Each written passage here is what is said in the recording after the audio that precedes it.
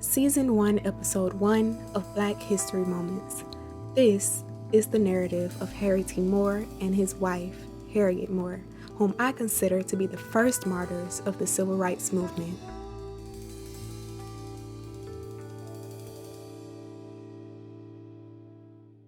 When we think of martyrs of the Civil Rights Movement, we may immediately think of Martin Luther King, Malcolm X, Medgar Evers, and more. But it is very rare that we think of Harriette Moore and Harriette Moore, and for many of us, we don't know their story, which is why I wanted to kick off this podcast with the story of this couple from Florida. Harriette Moore was born November 18th, 1905 in the small Florida town of Houston, which is in Suwannee County. The town was a very small farming community located in the Florida Panhandle, which is the northern portion of Florida. So growing up, Harry was an only child born to his parents, Johnny and Rosa Moore. His father, he tended to water tanks for the Seaboard Airline Railroad, and he also ran a small store which was in front of their home. When Harry was at the age of 9, Johnny Moore's health started to decline and he died in 1914. Now his mother, Rosa, she tried to manage everything on her own, but again, she was a single mother now and widowed. She was working in the cotton fields. She was running the little store across from their house on the weekends. But in 1915, she sent Harry to live with one of her sisters in Daytona Beach, Florida. The following year, he moved to Jacksonville, where he spent the next 3 years living with 3 other aunts, Jessie, Adriana, and Macy Tyson.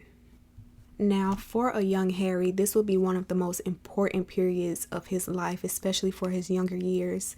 While living in Jacksonville, they had a very large and vibrant African American community with a proud tradition of independence and intellectual achievement.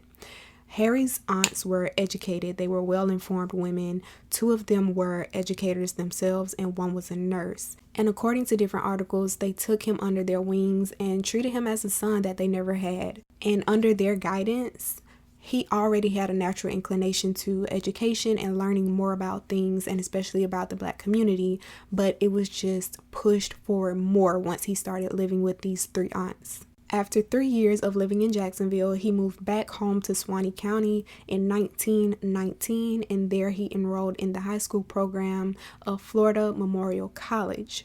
Over the next 4 years of the program, he excelled in all of his studies. He made straight A's except for 1 B+, according to an article that I was reading, and they nicknamed him Doc. His classmates and teachers called him Doc because of his academics and how smart he was. Fast forwarding a little bit, May 1925, Harry is now at the age of 19 and he's graduated from Florida Memorial College with a, quote, normal degree, and he has accepted a teaching job that he's been offered in Cocoa, Florida. Now, down in Cocoa, Florida, which is located in Brevard County, he spent the next 2 years teaching 4th grade, and during the first year in Brevard County, he met a woman.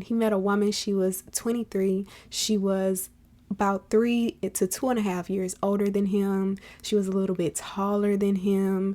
And I've seen 2 different stories about how they met, but one of the ones that I kept seeing repeatedly was that they used to have a gathering of these Black teachers at night and they would play cards, and he met her at one of these gatherings. But anyway, this woman's name was Harriet Vita Sims, or Harriet Vita Sims.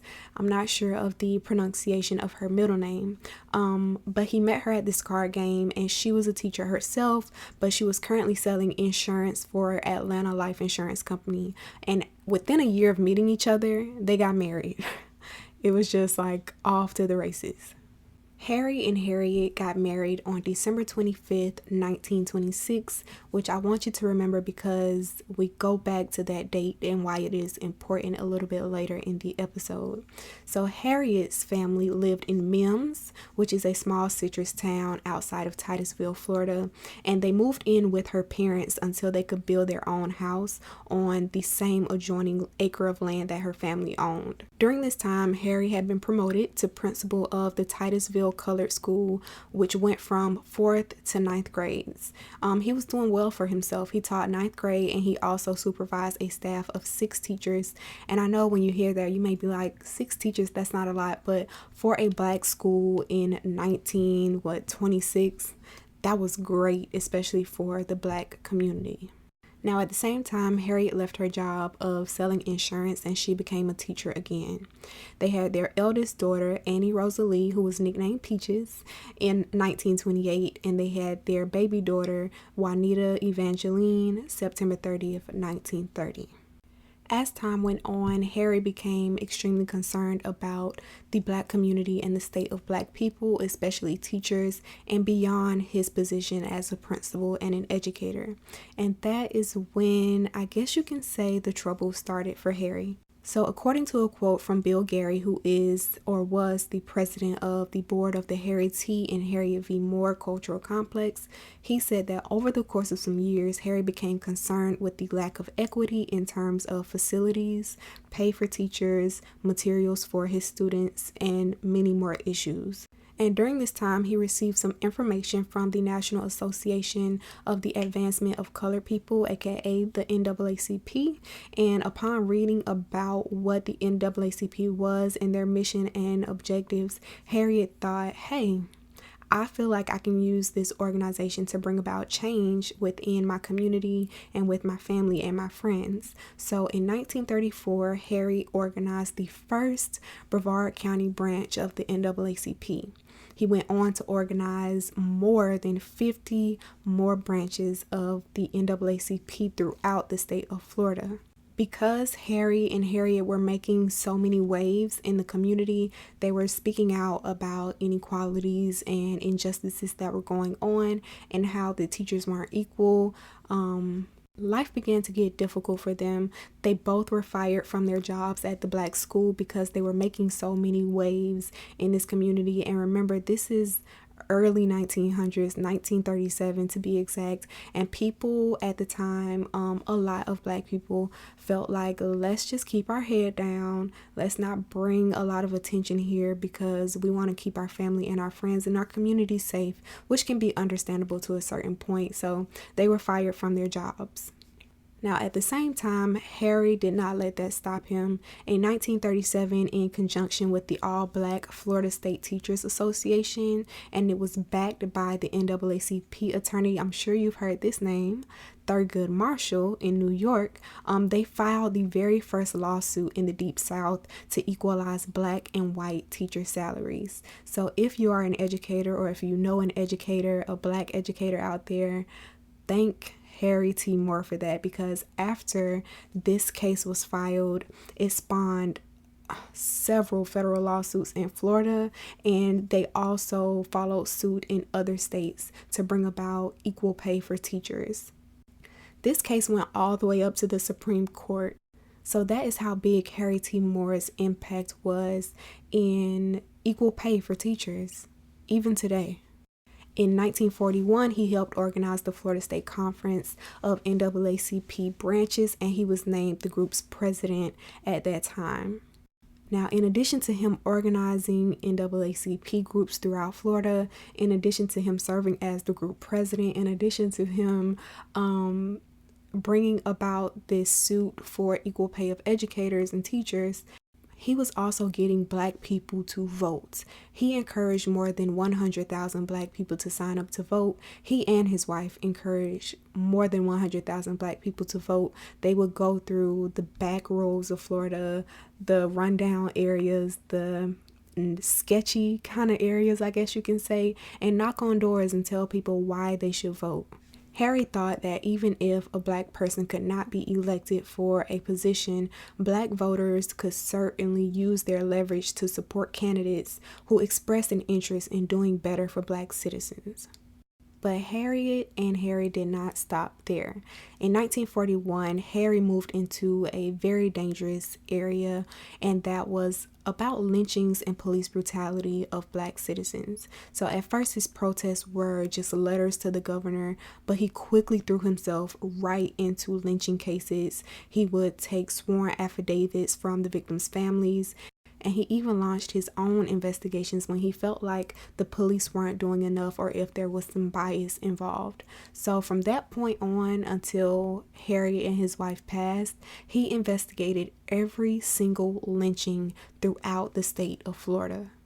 In June 1946, Harry became a full-time paid organizer for the Florida NAACP, and during his first 2 years, he built the Florida NAACP to a peak of over 10,000 members in 63 branches. A little bit later, in 1949, Harry became involved in a case that eventually led to his and his wife's passing. So in 1949, you may or may not have heard of the Groveland 4 case. I do plan on doing a separate podcast episode solely dedicated to this case to give you all the information. But he became involved in this case where a group of black men were accused of raping a white woman. One of the 4 men was killed by being lynched, and the other 3 were detained by Lake County Sheriff Willis McCall. Of those 3 surviving men that were detained, one of them was a minor, and they were all eventually found guilty by an all-white jury.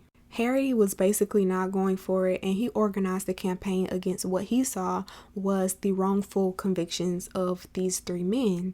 So after their convictions were overturned, McCall shot 2 of the men while transporting them to a new trial venue, and he claimed that the 2 men, which were both handcuffed at the time, attacked him in an escape attempt. One of the men died at the scene while the other survived, and the other one said that McCall shot them in cold blood, but of course during this time it was their word against his, and you know who won out. Harry called for an indictment against the sheriff McCall, and he asked for the Florida governor at the time, which was Fuller Warren, to suspend McCall from office. And that is what led to the bombing on Christmas night at Harry and Harriette's house. So 6 weeks later, after the hustle and bustle of the trial, and after Harry is calling for the sheriff McCall to step down from office, it's December 25th, so this is not only their Christmas, but this is also their 25th wedding anniversary. They spent Christmas just like you and I spend Christmas, if you celebrate Christmas, that is, but they didn't open up their presents because their youngest daughter, Evangeline, she was coming home on the train, so they wanted to wait for her, but their eldest daughter, Peaches, and also Harry's mother, who was visiting from Jacksonville, were both there at the house to celebrate Christmas, right? In a quote I was reading, it said that when the lights went out, the Klansmen who were hiding in the grove close to the house, they waited and then they crawled under the house, and at approximately 10:20 p.m. the bomb went off. One person said that the bomb was so loud it can be heard all around the world. Imagine that, like imagine a bomb being that loud, and it was also so explosive that when it went off, it lifted their bodies up out of their beds and caved them into the ground, and it took people to dig them out. Both Harry and Harriette were fatally injured by the bomb. Harry was dead on arrival at the Black Hospital in Sanford, which was about 30 miles away, but it was the closest that would serve African Americans at the time. And Harriette died of her injuries 9 days later at the same hospital in Sanford. And she also passed just a day after attending Harry's funeral. Their daughter Peaches and Harry's mother were not injured by the explosion because the bomb was planted under Harry and Harriette's bedroom. Regardless of how many people feel about whether or not Harry and Harriette were the first martyrs of the civil rights movement, I believe that they were, and they were also the first couple to be killed for civil rights. It took 55 years before the Moore's killers were named. So in 2006, the state attorney general Charlie Crist, he announced results of a Florida Department of Law Enforcement investigation that named 4 members of the Ku Klux Klan as being directly linked to their deaths. The investigation said it found no link between the Sheriff McCall and the KKK conspirators, but that is still being debated today.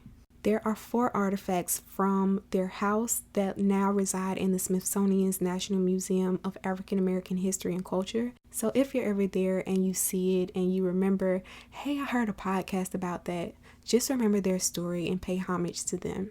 And if you're ever in Florida, the Harry T. and Harriette V. Moore Memorial Park and Museum was built in their honor at the site of their murders. It's a 12-acre campus. It features a museum and a replica of the house where the Moores were killed. So if you're ever there, stop by and just lend your appreciation of everything they did for us as Black people, as Black educators, as everything, because they were the original martyrs of the civil rights movement, although we aren't too much aware of their story.